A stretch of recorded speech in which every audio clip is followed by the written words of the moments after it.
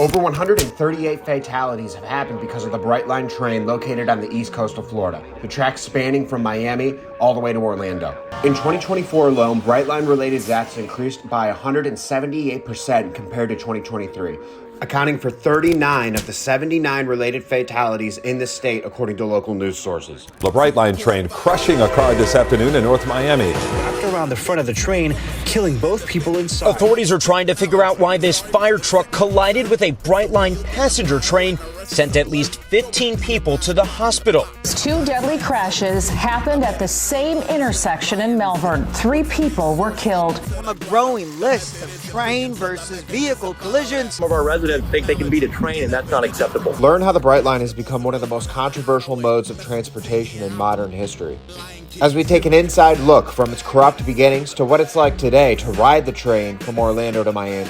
Florida's most dangerous new transportation, the Brightline.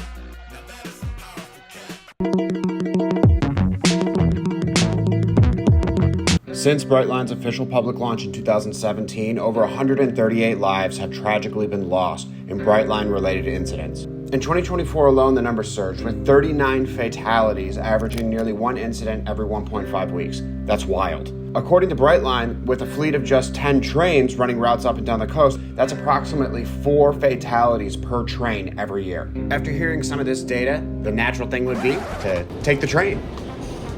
And anyways, now we're on the skywalk. Okay, so this is how this is going to work. We're going to take the train from Orlando to Miami and back. We're going to investigate the infrastructure of the actual tracks, the amount of intersections, the safety of the intersections, and also focus on all the amenities and things that you get for going both economy and VIP, which is what we're going to do on our way there. Cheers. It's hot as fuck.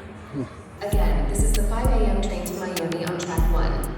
Thank you for choosing Brightline and welcome aboard. How did this train even start? Back in 2012, a company called Florida East Coast Industries, known for its deep ties with the Florida Railroad and real estate, proposed a bold new project, Brightline, a high-speed rail system connecting the state's busiest cities. In reality, it was a lot murkier than that. Brightline relied heavily on public funding, securing federal grants, tax exemptions, bonds, infrastructure, you name it, loans to cover a massive $5 billion cost, despite, to this day, claiming to be a fully private project. This strategy doesn't raise alarm with taxpayers while also having this public-private partnership. And let's not forget, Florida East Coast Industry is actually owned by a whole nother company, a company that owns a company owned by other companies. Brightline is as much of a business as it is a branding venture to connect the Florida cities, which obviously will help the economy in the local areas, but at what cost? That's a question that somebody else can answer. Because I'm currently on the train off 2 VIP mimosas and I don't got time to think about it too much. Just a quick mention, this train is really comfortable and the VIP section is really nice, but when I look out the window looking at buildings go by at 125 miles an hour, I can't help but think that some of these intersections should probably have a little bit more expansive crossing protection. We even ripped through the center of a golf course. I didn't see any guardrails. I did see signs, but that's only when I slowed the video down. It's crazy to think that there's retirees on golf carts drinking out there. It's been dubbed the death train, Frightline, and the deadliest train in the country. It's scary to have a train that quick. Just frightens you for riding it. And this area is where all the tourists and people come for dinner and all the nightlife, and the train runs right through it. The highest death rate of any other train in the nation. He got ejected out of the Jeep. They had to push the truck off him. Shocking video shows the moment a Brightline train.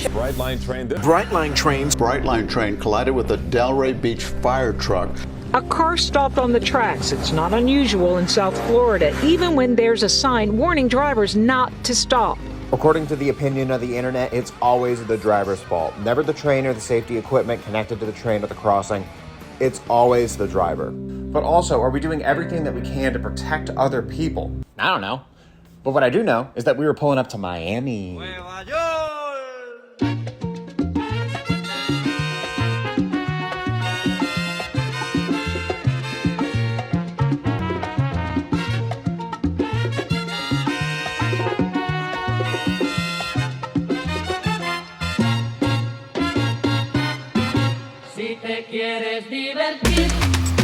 Uber Eats. You're out of a job, man.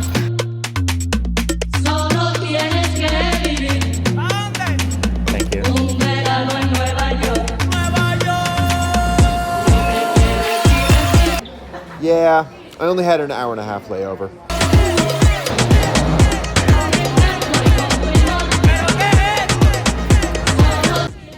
Jammed inside of a metal box going 125 miles an hour up the coast of Florida really got me thinking. Train's pretty cool, as long as you're on the inside of the train. You know what I mean?